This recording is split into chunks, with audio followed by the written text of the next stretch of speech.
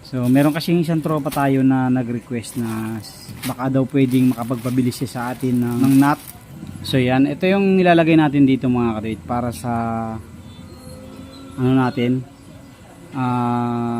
mounting ng ating gate valve. Ito yun.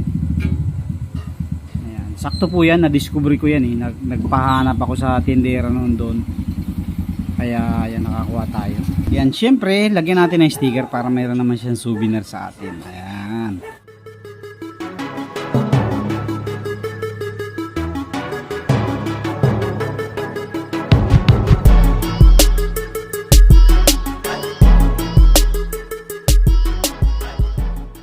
Yo, what's up? Magandang gabi sa inyo mga kaduwit. At meron tayong ipe-prepare ngayon sideline. Side bit. Ayan. Meron tayong ipe-prepare ngayon na ipapaship natin bukas sa La Union. Sa Agoo, La Union. Ayan. So meron kasing isang tropa tayo na nag-request na baka daw pwedeng makapagpabilis siya sa atin ng ng nut para sa ating ginagamit na nut para sa gate valve natin. So yan, ito yung nilalagay natin dito mga kadit para sa ano natin, mounting ng ating gate valve. Ito yun. Ayan, sakto po yan, na-discover ko yan nagpahanap ako sa tindera noon doon. Kaya yan, nakakuha tayo. Ayan, one time na naghanap ako kasi na-curious ako noon dahil ang ginagawa ko noon, dinidirekta ko siya dito na i-mount.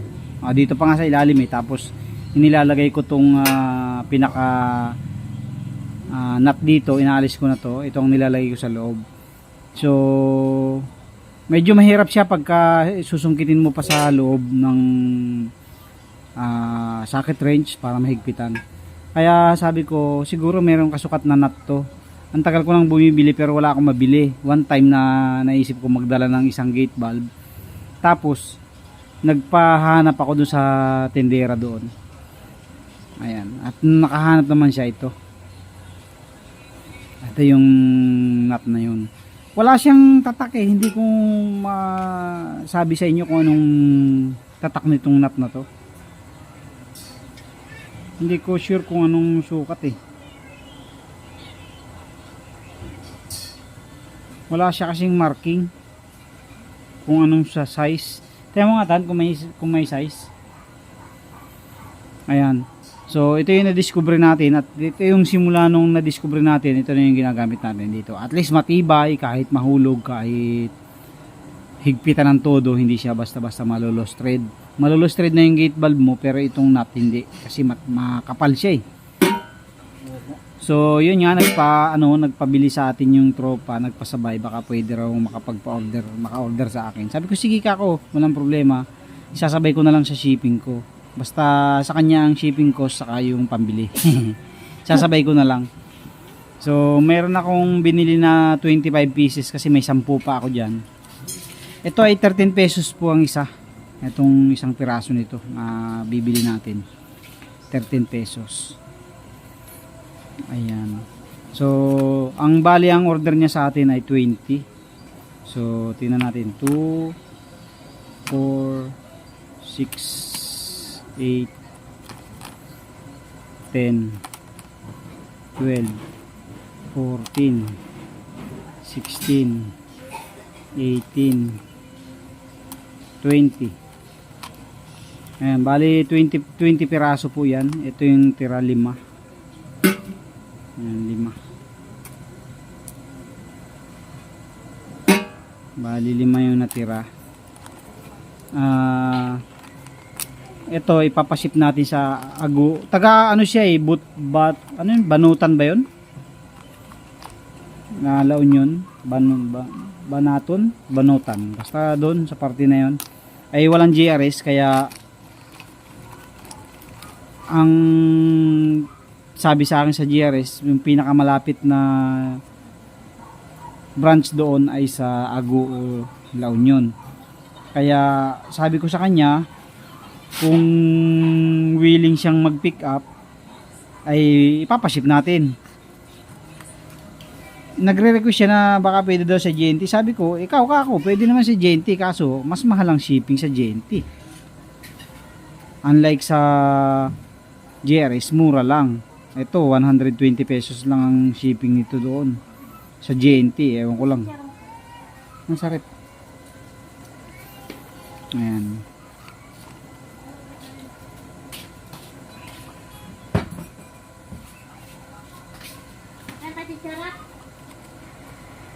Eh sa akin walang problema kung gusto niya na GNT para hindi na siya maabala. Yun nga lang, mapapamahal siya. Gumagawa rin siya ng kalan mga kaduit.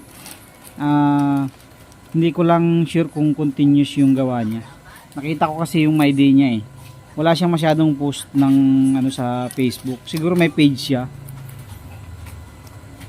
Hindi ko lang ma-sure kung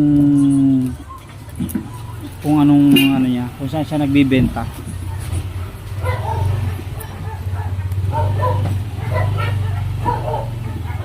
At ito ang gagawin natin, mayroon akong shipping sa Abra bukas. Sa Baghdad Abra. Baghdad Abra. So isasabay lang natin to para isang lakad na lang. Actually last week pa dapat to eh. So yun nga lang, hindi natin naasikaso dahil may umuwi tayo ng Quezon. So ngayon ang gagawin natin ay sasabay na natin sa shipping natin to.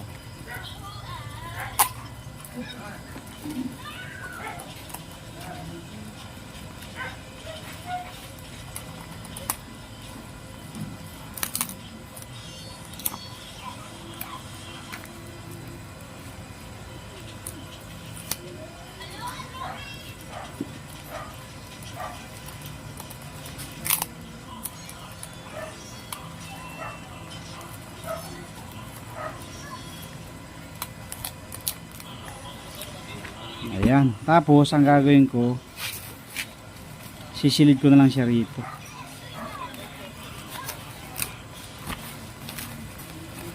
O kaya ibabalot ko na lang ng ano yan, balot na lang natin ng bubble wrap para mas presentable. Tapos lagyan ko na lang ng sticker para may souvenir naman siya sa atin. So yan, syempre lagyan natin ng sticker para mayroon naman siyang souvenir sa atin. Ayan, lagyan natin ng sticker yan. Yung pinalabas ng bagong sticker. Ito lang yan. Ayun sa motor. Meron dyan. Eh saka lang naman to. Akala ko kaya ako sticker na yun na wala. Oh. Meron na pala sa motor.